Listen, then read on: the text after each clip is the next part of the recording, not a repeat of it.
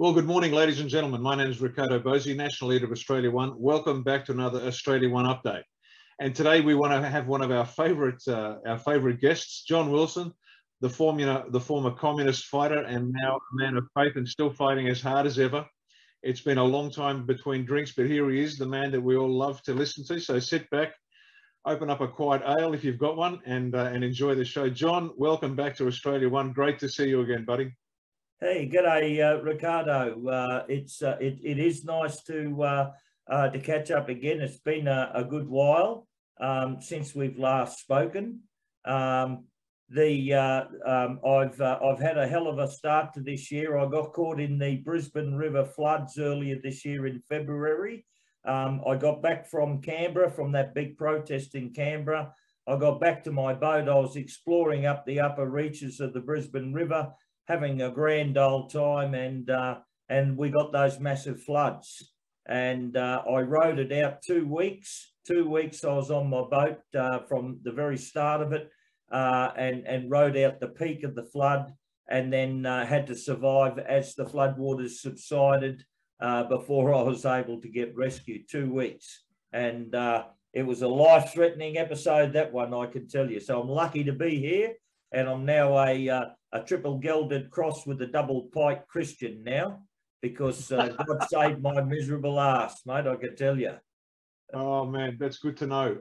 How many other boats survived, John? None. There was no other boat on anchor, anyone on anchor living on their boat that survived. They were all gone. After I was rescued, I came down the river, about 5 hours steaming down the river, back down to the city centre, and there was not one boat afloat. They were all sunk, or they were all sideways up on the bank, and every pontoon was missing, and most of the fixtures out in these riverside homes all gone, washed away. Bloody hell, that government weather can be pretty brutal when they want it to be. Yeah, I know. I got no help, mate. I mean, the story behind it, I got no help from the SES, from the water police. They all told me to go and get stuff, mate. You're on your own.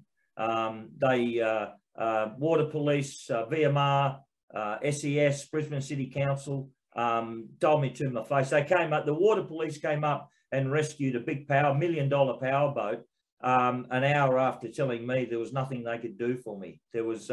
I'm on death's door, dodging telegraph poles and, all sorts of submerged objects coming down river.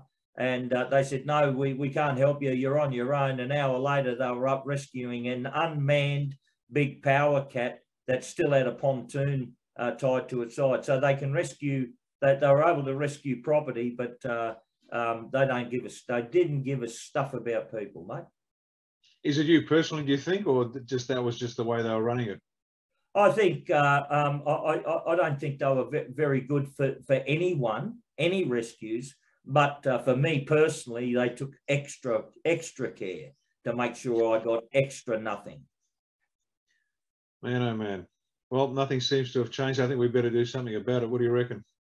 Yeah. Well, I mean, they've got a big problem on their hands, all these authorities, mate. Things are not going the way they believe. Okay, well, on that, why don't you give us a rundown, because you've been across, and the viewers won't know this, but you've been across a lot of Australia. You've seen a lot, you've done a lot, you've spoken to a lot of people. So what's your assessment of the status quo? Here we are on the 10th of November. We had the Australian time, 9th the US. They had the election yesterday, and it was a shock and a surprise for many that nothing happened other than vote fraud, which we expected. But start with anything you want to, because I know you've seen and heard a lot after the last little while. So away you go. Give us your assessment of the status quo. Well, look, Rick, the best guy that I've heard and the best analysis that I've heard is from an American guy called Derek Johnson. Just an ordinary guy, ex-military guy, loves his country and Western, etc., etc. But he saw things and were able to piece things together that no one else has done up to this point. Now, Derek's jigsaw that he's pieced together with evidence says that the USA is currently under a form of martial law, a military rule, right? It's he's produced the evidence to that effect. He's produced, the presidential orders from President Biden. He's produced the military law, the military protocols and statutes and so on. And then he's overlaid all of the events, right, on top of that to explain them. And I think he's right. I think the United States of America is under martial law. And because Australia is owned, right, and is registered on the United States Securities and Exchange Commission, and that's now well known out in the truther community that, our sovereignty has been usurped using maritime law, contracts law, and so on, right? So that's now common law, common knowledge. That I believe that Australia is also under martial law. I think that behind all of these civilian, comings and goings, I think there's a military power there. And I think that's what's driving things. So you reckon they're using the globalists' own structure and system against themselves? Well, everything that we have, Rick, all of our institutions, right, are all, they're all engineered and a product of the globalists, right? All of our institutions, whether it's our policing, our judicial, our legal, our government, our financial, it doesn't matter. It's all the globalists' infrastructure, okay? They own it and they're the ones manipulating it, right? Now, to manage that, to transition that, take that off them, if that's done in a violent manner, then a lot of people are going to get hurt. A lot of people are going to get hurt if that's done without due care and diligence. So it's got to be done to untangle all of this. It's got to be done very carefully, right? We've been wrapped up, in these Masonic and Vatican and royal family tangle, this web for decades or centuries, so we've got to untangle all of this. So I believe through Derek Johnson's fantastic analysis and the way he's articulated it, I think it makes complete sense. I think the USA is under martial law. The military are in control and have been in control. And if my assumption is correct, based on Eric's research, and he's had over 1 million views so far, and I haven't seen one person usurp his analysis. I have not heard one single person come up and outright demonstrate that this guy does not know what he's talking about. He does. He's on the money. Yeah, we've heard about this for some time. It's been one of the possible ways forward. That we are part of the US, and therefore things can be done a lot quicker here. Of course, the problem there is 25.69 million Australians that might find this a little bit shocking. I mean, you and I are familiar with this possible future, but for a lot of people, it's going to be a bit of a shock. So let's work on the assumption that Derek Johnson is correct, and there's, as you say, there's a lot of good evidence of it. What are the implications for Australia? What does it mean for us? What does it mean for the average punter out there? Well, the way that I would read it is this, is that how do you wrong foot all of the cabal and all of their institutions in Australia? How do you totally pull the rug out from underneath them and wrong foot them? And that would be by changing the legal landscape. So instead of contract law, maritime law, administrative law, and all this Vatican stuff, right? You change the landscape by introducing martial law, military law. That would absolutely wrong foot all of the cabal institutions in this country, in my view. That's the first thing, right? Because I think it's very provable that you'll never get any justice out of any of these institutions. Never. You will not get a police officer to charge another criminal police officer. You won't get a crooked judge to convict, you know, another crooked judge. It just won't happen. It won't happen.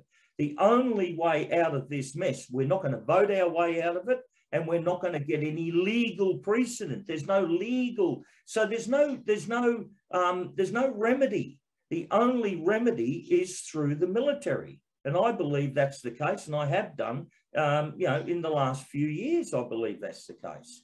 And the only way the military can lawfully come into play here as a big moving part, you know, is if you know, martial law, and that's declared in the right way. And I think Trump, President Trump, with his presidential orders and the way he set this up when he was in office, I think that's exactly what he's engineered. He's engineered a low-key, off-the-radar martial law. And that means that the Law of War 2015, now 2016, which is the US blueprint for how this is done. And if for those, many of the A1 followers have been reading that document quite closely, and so they know the legal basis to it, because you're quite right, because the lawyers will only listen to law. But then you've got the Australian Bar Association, which, as you and I well know, run the show. All of a sudden, they're, as you say, they're wrong-footed. It's a beautiful description, because now there is a set of rules and regulations carefully devised, able to be implemented by force, because law is useless without implementation, and military law now has that. So how's the ABA going to respond to this situation, John? Oh, they're gone. They're gone. I mean, they don't get it yet. They just do not understand how close to extinction they are, right? The Australian Bar Association, all of its members, right, there would not be one of them in there that would have the faintest idea on how to practice any sort of military law, any military protocols, or of any description. They just wouldn't have it. And under martial law, military law, they'd have no standing anyway, right? So their days are numbered. Their days are numbered here. You can't get any justice out of any of the judicial.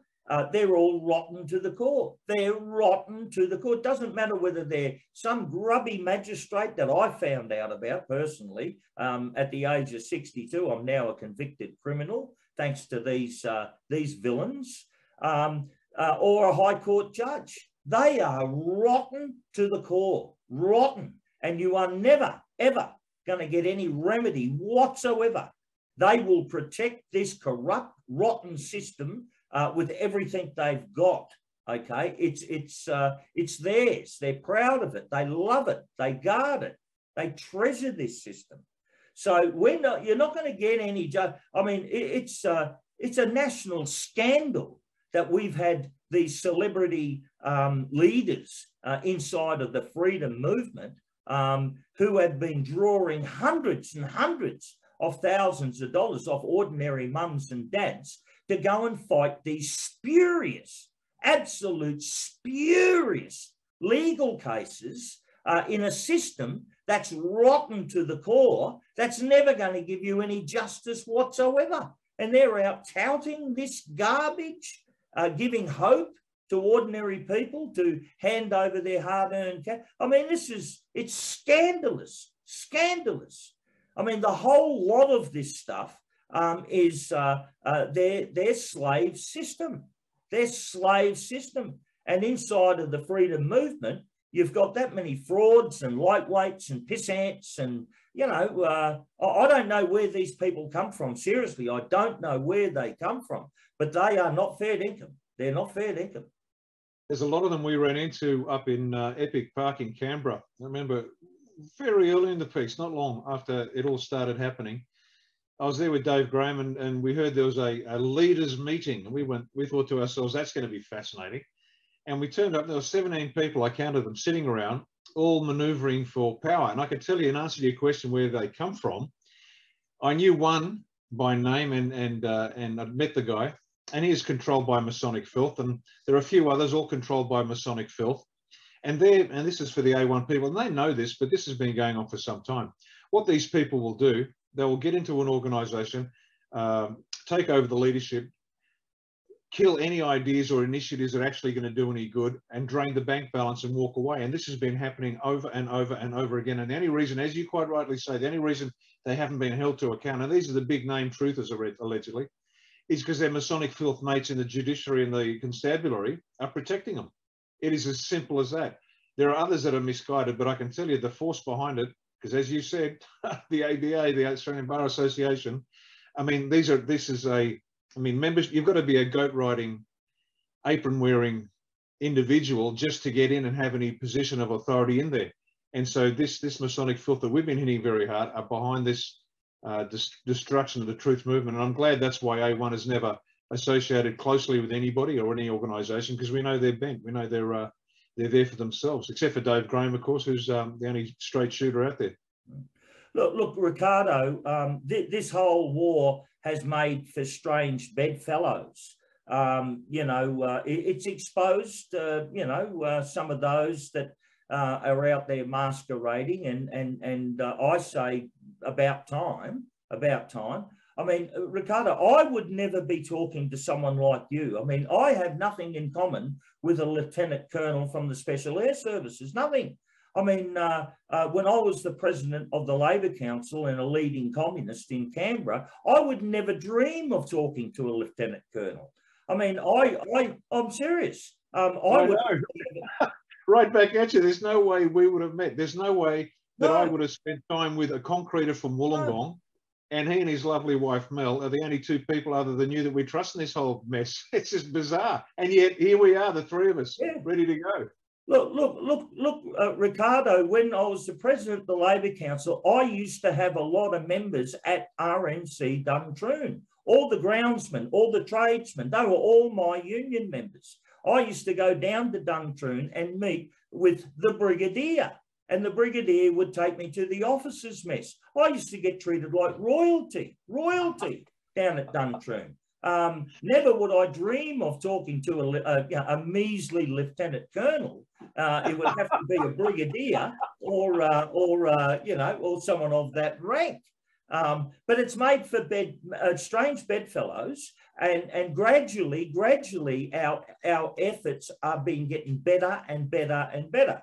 Our researching skills, our analytical skills, we're getting better and better and better at it the longer we've been at this. Those that have dropped off, they've deserved to be dropped off. They weren't fair dinkum in the first place. But I honestly think when you have a good hard look at all of the events, well, look, we know that Australia is a corporation registered on the Securities and Exchange Commission. We know that. We know that we have been governed according to contract law, according to maritime law, all this sort of nonsense. We know that we haven't got a sovereign entity, that's been usurped. We've got this corporation called Australia, right? So we know all of this. Now, if America, right, the head corporation, if Trump has engineered it, and I think Derek Johnson's on the money here, he has, if Trump has engineered this to put America under a undeclared martial law, so the military are, that means Australia is also. It's entirely reasonable for any of us to make that assumption. And that would also then explain a lot of the things that have been going on here in Australia as well. People keep looking for a political solution. They're looking for a constitutional solution. They're looking for a lawful solution. We got to get a military solution. That's the only thing that's going to work, mate. We've got to stick fucking big guns in their faces. That will get their attention. Anything else isn't. Well, as Mao Zedong said, political power comes out of the barrel of a gun, and he's dead right.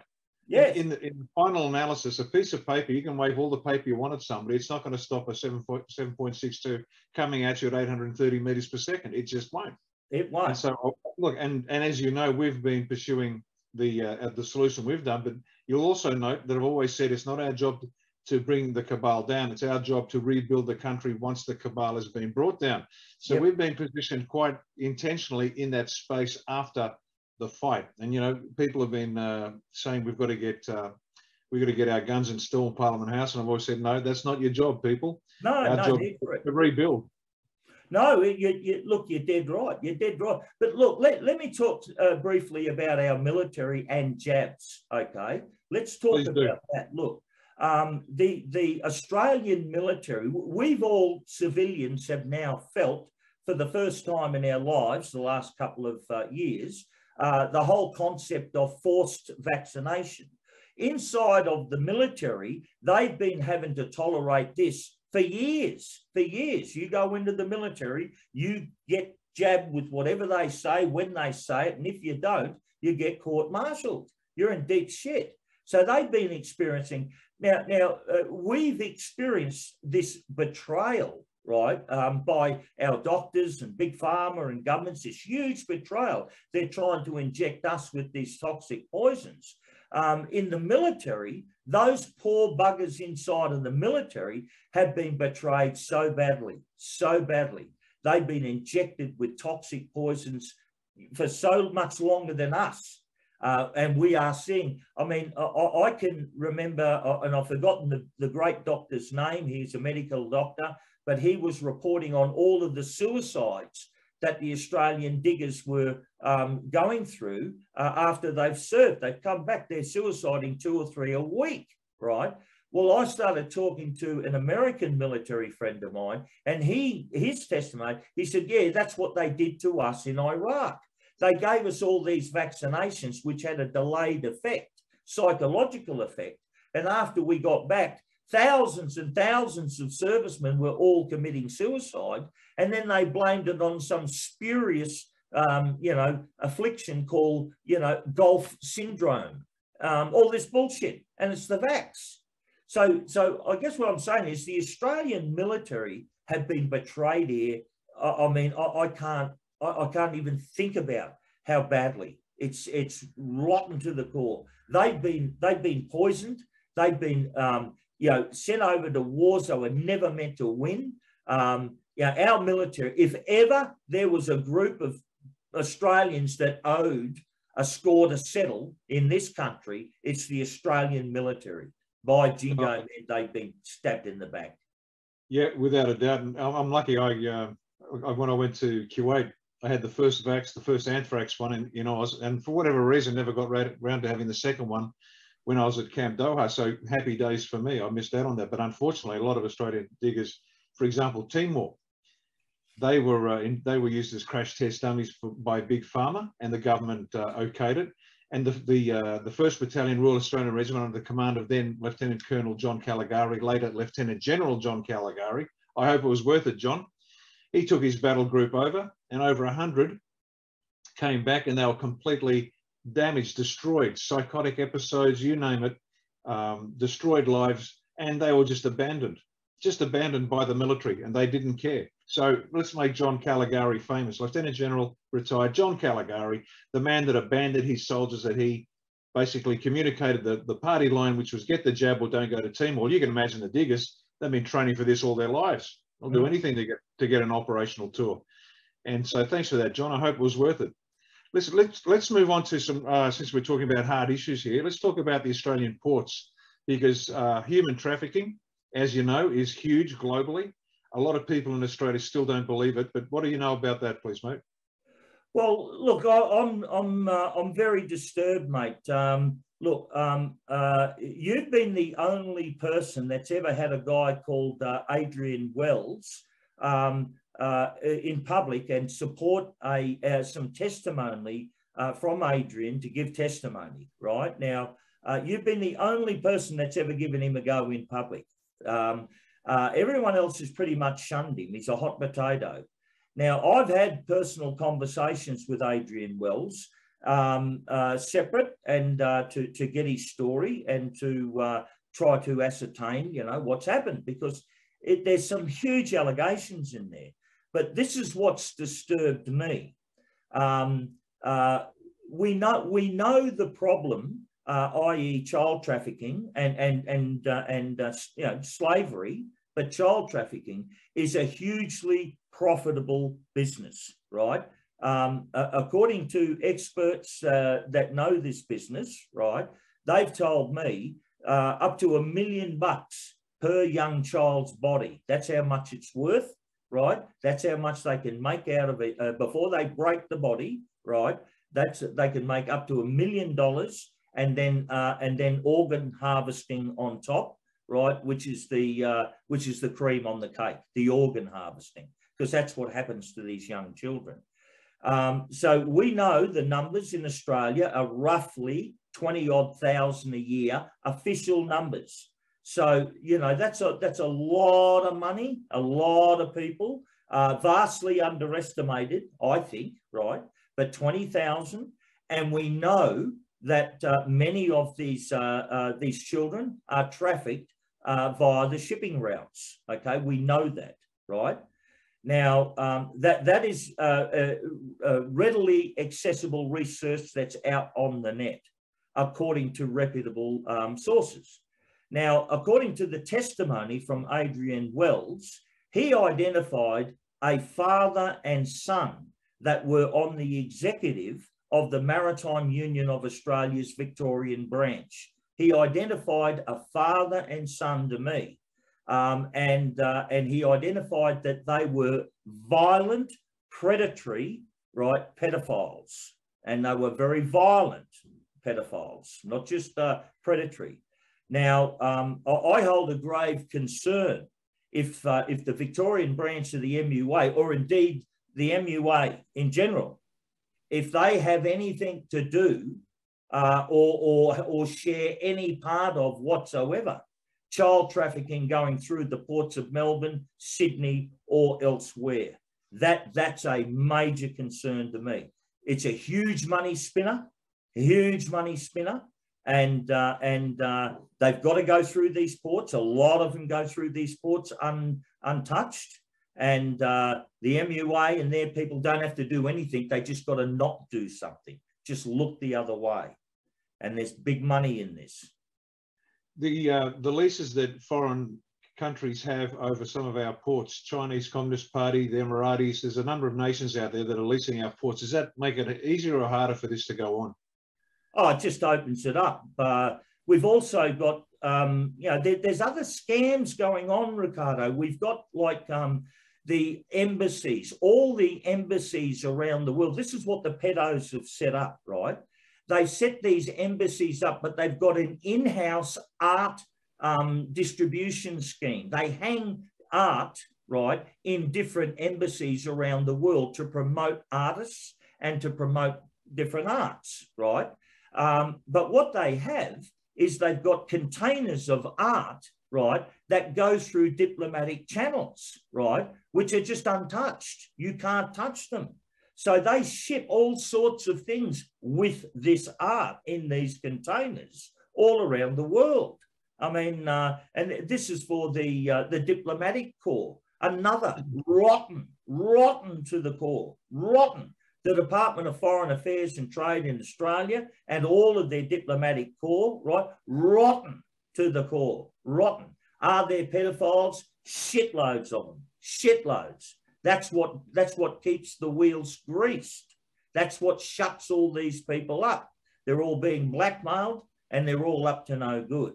So when you have these in-house schemes, these diplomatic art, you know, exhibition schemes where, you know, no containers are touched, they move them all around the world. When you have trade unions, you know, with their members that just have to look the other way. And then when you've got testimony that are saying that on the executive of these unions, right, you know, you've got, you know, a violent, predatory pedophiles on there. I mean, that's big red warning signs for me. The modern art industry just sort of works off that as well, because, you know, the ridiculous prices being charged for alleged pieces of modern art. And it's a way of laundering money. We know that for starters, and whether the big auction houses around the world and somebody will drop a turd on a plate and call it a piece of art and it'll be sold for $5 million. We know that this is just a front for for money laundering as well. So this just continues, and it gets even less, it becomes more obvious, as you've seen online probably, where large retailers sell a chair or a pair of shoes for $5,000 and $10,000, but it coded into the message of this pair of shoes, it's actually a child that you're buying. So you buy online, the coding, if you can read the advertisement correctly, you'll have a picture of a pair of shoes. It'll be size, you know, suits size 11, meaning 11-year-old girl, and little codes like that. And so this is so out of control, John, and people just don't want to know. But it's the thank you for that. Too, Rick. Have a look at these ex-politician bums. I mean, they're bums. Julia Gillard, Kevin Rudd, Malcolm Turnbull, all these bums. And they're out of office. They write a book. They don't even write it. A ghostwriter writes it. They sell 20 copies and they get paid $5 million. It's a money laundering scam. You know, and they all get the big quid. They all get this big quid. I mean, you know, we live in a very evil, rotten system here, mate. Rotten to the core. And as you said, there's no political solution to it. So let's hope that that military law is actually accurate, because I think, quite in a practical sense, not because I'm an ex-soldier, it's got nothing to do with it. The last thing I want to do is see soldiers on the street. You should see soldiers on Anzac Day, and they should be pissed and happy, and that's about it. Other than that, they're outside of the country doing what they need to do. We got no choice here, Rick. Listen, I live in Queensland, right? I live in Queensland, right? We now know that the third party, the independent contractor, right, that now has now been charged and contracted to manage all of Queensland's state elections, and I also believe the council elections. Now that contractor is a company called Connect Australia, Konnech. They are a subsidiary of Connect America in Michigan, right? And they run all of our elections. Now, all of the Queensland roll, all of our over 2 million election roll, all of our dates of birth, addresses, and all that, right, license, that's all stored on a computer, Connect's computer in Wuhan, in China, and they have all of our election data, but they also do the count, they do the tabulation, right? Now, communist Chinese, they're just laughing their heads off on us. Now, a few weeks ago in the USA, the FBI arrested the same head, the head CEO of Connect America, who's the guy that's got our contract here in Queensland, a guy called Eugene Yu. They've arrested him on some very serious criminal charges relating to fraud and custody of data and so on, all relating to the communist Chinese having access to all of our election data. Now, I'm telling you now, you can't vote these evil bastards out. You can't vote them out, mate. I don't care who you are. I don't care what party. I don't give a rat's ass, mate. You can't vote these bastards out. There is no remedy at the ballot box. None. So what do you think is going to happen at the Victorian state election coming up on the 26th of November, John? They will cheat. They will defraud. The unions down there will mobilise their election interference machinery. You know, they will do everything they can, mate, to maintain power down there. Everything. And you know, they don't believe that they're ever going to be held accountable, these criminals down there. They just don't believe it. So they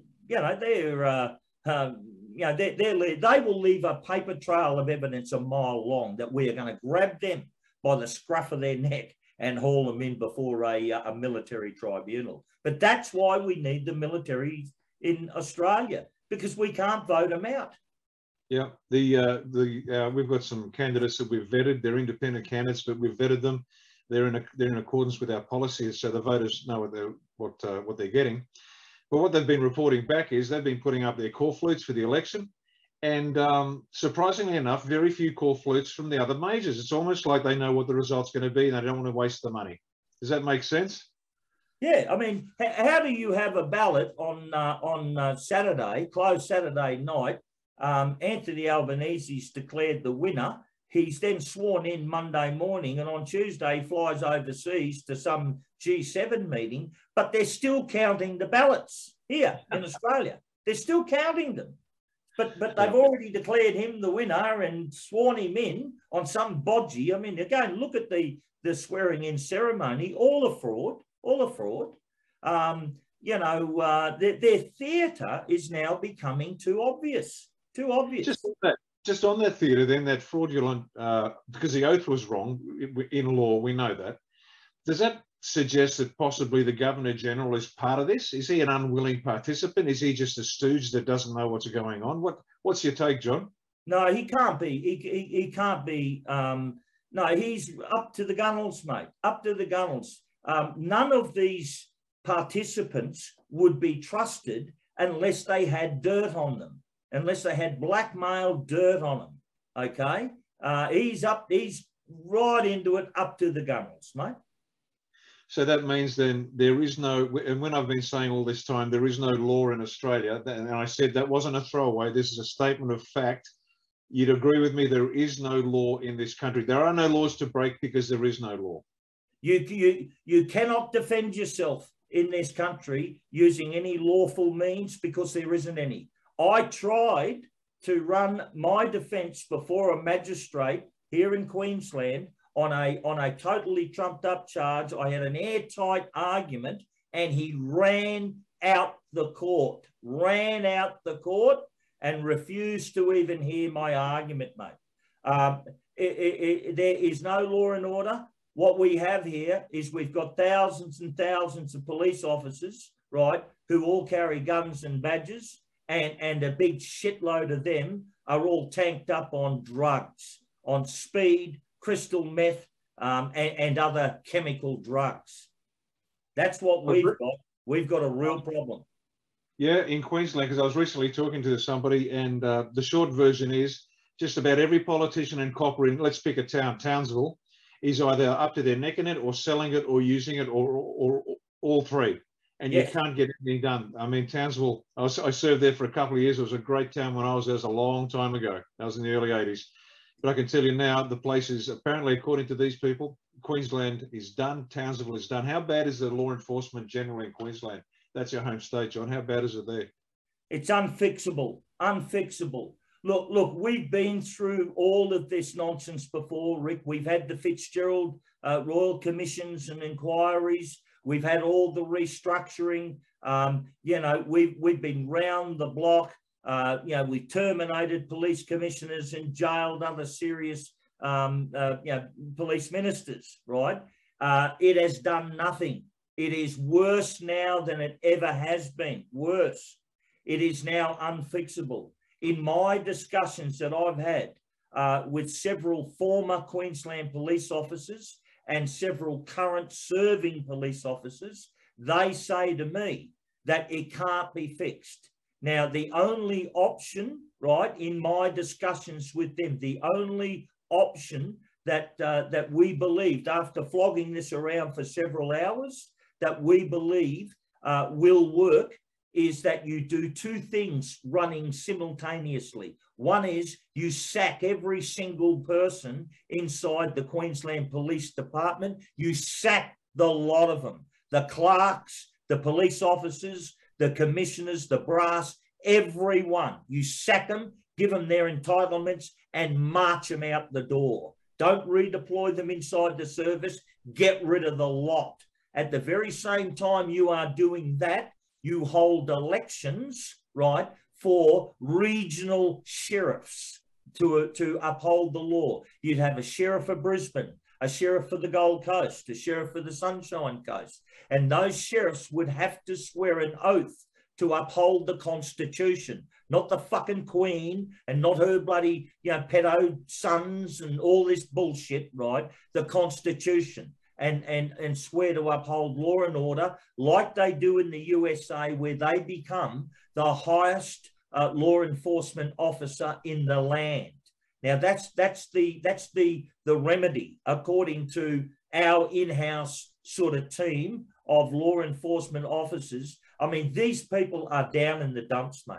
down in the dumps about how rotten the Queensland, and they're all the same. New South Wales, they're all rotten to the core. They can't be fixed. They've all got to go, but law enforcement should go back to an elected official locally, a sheriff, and take all the budget they're giving the Queensland Police, take the lot off them, and take all the guns off them and give it to the sheriffs. Yep, we're right there with you, because that's one of our policies. Elected sheriffs, elected judges. We're going to get rid of the local councils, put in counties with real control over the local situation. So the people, as you know, the best way to maintain the sovereignty of the people is to keep the power and authority as close to the people as possible and decentralize it as much as possible. So correct. We're right there with you. And just as a side note, again, I've been making this claim, and I hope you can back me up here, but NSA has everything. The NSA in the United States has every SMS, every text. So whatever nefarious nonsense, every copper, every judge, all of them, the lot they've been up to, it's there on file. So there's nowhere for them to hide. Would that be an accurate statement? Look, the cops are fucked in this country, mate. They're gone. They're gone. They are gone. They're finished. They're finished. But the dumb cucks, mate, don't even know it. They think these idiot Australian bootlicking brown shirt cops, mate, all these crystal meth drug fuck cops think they've got us under surveillance, all the freedom fighters and all. I mean, how wrong are they? The NSA has got them under surveillance. Now, basically, mate, the NSA in America, and before even Trump got in, was set up as a military institution which collated all of the metadata from the Five Eyes countries, right? So New Zealand, Australia, Canada, Britain. So all the world's telecommunications, all their emails, all their SMSs, their phone calls, all their movements, all their bank accounts, everything, all that metadata, the NSA in America has every single scrap of it. And all they do is feed in a name and a date of birth using an artificial intelligence program. They feed that into the system, and 10 minutes later, out pops a big report. And that report is every detail, electronic detail that you have online as a human being. They've got it. And like all these corrupt cops who think that they're dark money, they're off the book money, all been, again, Trump has taken the US Federal Reserve off the bankers and put it back under US Treasury. He done that in February 2020 or March 2020. So all their money has all been tracked. These clowns, these crime syndicates, right? I laugh in their faces. They think they're watching me. They think they've got me under surveillance. What a hoot. What a hoot. They're the ones that are being surveilled. And you watch, when the trigger's pulled on all of this, you watch them do the perp walks, mate. Arms behind the back, man. They'll be doing the perp walks. You watch them. So have no fear about these clowns. I am looking forward to it, I've got to tell you, because you've painted a very optimistic picture, not in terms of the situation. The situation's dire. It's terrible. But not only have we got the rationale to do something about it, the means are there, and it's in place, and it has been in place for some time. And as you say, I agree with you, I've got to say. This confirms much of what we've been researching and determining for ourselves, and that's why we've been able to chart a very careful course over this 2, 3, 4 years that we've been at this game, making sure we avoid the pitfalls and we can step confidently into areas where others were frightened to tread, because we read it pretty accurately. And so we've got the potential for a military solution, but it's one that's on our side, not on the adversary side. They've got all the intelligence they need to do what they need to do. And so what's your advice to the Australian people at this point in time, John? Well, look, all the way through the coronavirus stuff, you should have joined a tribe, or you should have built one, right? it's hard going when you're out there and you're not part of a tribe of people that are working together and helping each other out. But you know, that's the best way to keep yourself sort of safe. Don't underestimate how desperate these people are. I mean, look, the reason why these deep state arseholes absolutely despise me, they hate me when I was with these, they despise me. And the reason is I showed everyone how gutless and how weak they really were. When you shirt front these deep state globalists, mate, I'm telling you, they are as weak as piss, mate. They got the guts of a bloody cane toad. I'm telling you, they ain't that tough. They're not that good. I mean, I'm surprised it's taken us this long to knock them over. You know, they're not that good. So, you know, but it's still, they are dangerous. You've got to watch them. They're going down. They're not going to give up, mate. They are psychopaths. They're not going to give up. Their thinking will go from survival to, okay, how many can we take down with us, right? That's what their thinking will go like. They're psychopaths, man, nutcases, and they're running the country. But keep yourself safe and get ready for this military event that's coming, because there's going to be a reckoning. There has to be. This madness, this calamity, this chaos cannot keep going. It just can't keep. Eventually, we are going to push through the chaos. Now, the globalists want a global reset according to their agenda. They're not going to get it. They are not going to get it. We are going to push through the chaos. We are going to have a reset, but it's going to be our reset for us, okay, for the first time in many, many generations. We've got a show of winning this big time, big time. No, I've got to agree. No, I've got to agree with you, mate. It's I'm very optimistic, although it doesn't look like we've got real reason to be optimistic, but I am. And part of that comes from, and you can probably talk to this a bit, but there's two questions I want to jump in before we cut off, because there's a lot of little things that people are going to be hearing about shortly, and we need to give them a heads up. First is, let's talk about Vlad Putin, but not about the Ukraine. We know the Ukraine, we know the story about the bioweapons labs. We know he's cutting the head off the snake. But give us an insight into his statements in relation to the Antarctic Treaty, because this is going to bend people's minds. So away you go. If you got anything on that, please, mate. Well, look, you know, I'm an old communist, mate. I love the Russians. I love them. You know, always loved them. You know, and I think Vladimir Putin's playing a very, very important role for humanity at this point of our history. You know, he's going to war with the deep state and with all these globalists. But look, one of the things, you know, in the process of the West and NATO alienating Russia more and more and more, Putin has come out with statements saying, well, you know, if that's the way you think about it, well, basically up your ass, we're just going to start declassifying information or ignoring other treaties like the Antarctica Treaty. Now, I don't know about you, Rick, but man, oh man, I would give my left sock to know what these bastards have been hiding from us down there for, you know, well over half a century. 70 or 80 years they've had that treaty going. It's the only treaty that's no one's ever breached, no matter what the war situation is. And Putin is threatening to breach that. He's threatening to pull the plug on it. So, you know, this great awakening that people are referring to, man, oh man, there's a lot of stuff that's been hidden from us.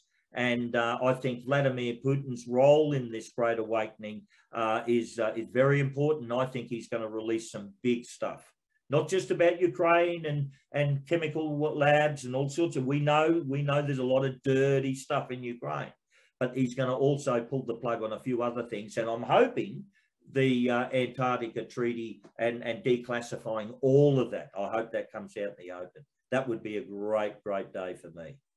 Oh, brilliant! Because I'm right there with you. Because full disclosure is required. All the secrets, because as you said, I mean, how can you have an Antarctic treaty that has survived the Cold War, the Hot War, everything, and yet everyone sat back quietly and allowed this just to advance? It doesn't make sense. And as I've said once before, there was a general in the Australian Army, a well-respected general, and one of his staff officers commented to me one day. He'd asked the general, what he's most pleased about his career, and he pointed to his Antarctic medal, and he said, "This is the one that means most to me." And now this guy had been in wars, fought wars, brave man, challenged everything, and yet the Antarctic medal was the one he was most proud of. And I thought, hang on, there's something not quite right here. Now, why is that the case? And that just said, this is a long time ago I heard this conversation, and I'm right there with you. I think there's some amazing stuff coming out that will, once this war is done, and the truth is revealed, and the horrific depravity is revealed, and we deal with that, I think there's going to be this magnificent release of information that is going to make so much sense. It'll shock people, it'll confuse others, but I believe that when the truth does come out, and it involves a lot of stuff that nobody talks about yet, that we're going to enter a glorious new age. And I know that sort of statement is made again and again and again, but when the truth does set you free, and everything will make sense bit by bit as this all comes out. So I agree, mate. The best is yet to come, Rick. The best is yet to come. Humanity is got some great days to look forward to. Once we deal with these parasites and all their deceptions. I mean, look, the last one, I don't want to flog this one, but it's been driving me mad. I'm just getting so irritated by all these transvestites that the cabal are throwing in front of our faces. I mean, I've worked with coroners before. I mean, I've worked with these people. I know the process they go through to determining male and female, and I've read quite a lot of coroners' reports. I mean, I'm not an expert, but I've got a few basic ideas. But I'm just letting you know, this evil shit that's going on here. One of the other things in public places are all these stinking transvestites, mate, chicks with dicks. I've had enough of them. Anyway, I don't expect you to make a comment on that. That's just my view. No, I'm happy to go, because it never, something doesn't smell right. You tilt your head and you keep an eye on it. And the transgender movement, the whole thing, it perplexed me why this was such a major issue. Of all the issues on the planet, why is the transgender movement and the multiple sexes, apparently, why is this getting so much support from the highest levels? Well, guess what? If you dive into the Talmud, which is a smashed up version of Babylonian and Judaism, Babylonian religion and Judaism smashed together into this nonsensical piece of work. And this isn't anti-Semitic, so the Jews, just relax, take a chill pill, do your own research and find out for yourself. But the Talmud actually describes 6 separate genders in there. And so this whole push is coming from exactly where we know it's coming from. It's coming from the Talmud. Now, the average Jew out there, like Jaime and Karen that go to the local synagogue, I'm not talking about you. This is not anti-Semitic, but this is history, and it's being repeated. Let me explain why. Because thousands of years ago, the Babylonian nonsense religion was there, and the original Jewish religion was there, and they smashed the two together. That's why if you read the Old Testament, it doesn't make sense. It's a lot of nonsense in there. It really is. And if the Talmud's separate from the Torah, and that's even worse, because if you wonder why there are so many similarities between Islam and Judaism, and there are striking similarities, is because Islam borrowed heavily from the Talmud. And that's where they have the superiority of their religion, how the non-believers are less than human, and all the rest of it. So, people can do their research. So, yeah, the transgender movement is drawn directly out of the Talmud, and they're driving that agenda forward. And they're trying it again now. And I don't know if you saw recently, in the United Arab Emirates, I think it's in Abu Dhabi or Dubai, I'm not sure, but they've built 3 temples, one Christian, one Muslim, and one Jewish, and they're trying to bring this one world religion to there. They're called Chrislam. So they're doing again today what they did with the Babylonian religion and the original Jewish religion, the Hebrews, and they're doing it again, except this Chrislam has no Christ, which is amazing. which as a man of faith, I mean, I was raised a Catholic, and I did all the right things, but I always what struck me most, and I'm no longer anymore because we understand what Catholicism actually is, the organisation, not the good people who believe that stuff, but the organisation. We know exactly what they are and why it's called the Whore of Babylon. But what struck me most was what Christ, how he lived his life and what he said. He taught us how to live, how to love, and how to die. And his example is all I need. And I'm like you, I'm no theologian. Don't quiz me on the theology, and don't ask me to quote chapter and verse. But I've got to tell you that the one anchor point that's going to get humanity, I mean all of humanity, regardless of religious beliefs, that's going to get us through this is Christ. It's as simple as that. And when you've lived long enough, John, I'm sure you've got some experiences. When you've lived long enough, things happen that are completely inexplicable except for him. Look, another one of the areas that I've been very critical of with our celebrity freedom movement people, you know, all these with the big profiles. Look, they publicly come out and do their utmost to discourage any prayer at our public meetings. They won't recognise the presence of God. And they want an argument over it. Now, all I would say is this, that if you're a normie and you come to the realisation of what's happening in the world and the evil intent of those behind it, right, that's a huge shock. It's a huge shock. It was a shock for me to know just how bad things were and how evil this agenda all was, right? And I say that it's pretty poor form to then say to the same normie, oh yeah, you know, all this evil exists and how bad it all is, and by the way, God doesn't exist and it's all just bullshit. You know, that's pretty poor form because, you know, once you discover how evil all this is, the only thing that you have to fall back on is Jesus Christ and God and hope that they're real, because we need all the bloody good help that we can get. And for anyone in the freedom movement to adopt a negative and vitriolic sort of posture on this, I think needs to be reefed up in the arse and pissed off. This war is not their war. This is God's war against evil, and we are part of the crossfire. This is what's going on here. This whole war is not just, this is outright monsters, evil, what they are doing. And the ordinary folk out there are going to find all this out. I've seen enough evidence which has shocked me to my very core about how bad things are with these monsters. Now, this is God's war, you know, and he's winning, and we're caught in the crossfire, but we're his assets, and he's providing the air cover for us, and we're winning. So get that under your belt. Get that under the belt. The military are involved. We are in some sort of martial law. It's happening, and the military are, thank God, because it was left up to all them clowns in the freedom movement, mate. We would have crashed and burnt ages ago, because they don't know what they're doing. They just do not know what they're doing. Sorry about that, folks, but they don't. No, you're exactly, and that's a great place to wrap it up, mate, because that's exactly where it should wrap up. That's how we've kept our compass calibrated. We know which way is north. We know which way we're going, and we don't get distracted. That's why A1's. I said it 2 years ago, and guess what? A1's the only game in town, and because basically we are what you wanted. It's a keep the hell out of my life party. Yeah, no, I love you. I love A1.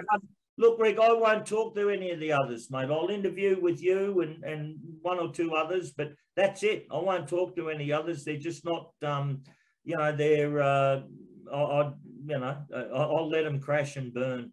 But no, well, A1's got a future. A1's got a big future. I've met some of your team, and you've got some good people in there. Very good people. I'm surprised. I normally don't talk to lieutenant colonels, mate. I mean, I'm just saying it. I normally only talk to brigadiers, you know. But, you know, that's the way it is. I'll lower myself, mate. It's all right. Oh, there you go. Well, see, from one lieutenant colonel to an old communist, power to the people. That's why we're going to win, mate. That's as simple as that. No, my pleasure, mate. My pleasure. We'll have another interview again soon, Rick. Oh, I'd love to, mate. And after the lockdown's done and the filth has been thrown out, the Masonic filth are gone, we can we'll have a happier moment. But John, thank you so much for your time today. Australia One and the viewers love it when you're on board. It's always informative, always fun. So thank you for coming with us today. Any last words before we go? No, I'm all good, mate. Just stay well, everyone. Stay strong, man. You know, some of you people out there, I'd hate to see as if we were losing the way you're carrying on. I mean, we're winning and you're still carrying on like that. So be good. We're winning. No, thank you, Rick. Appreciate your time.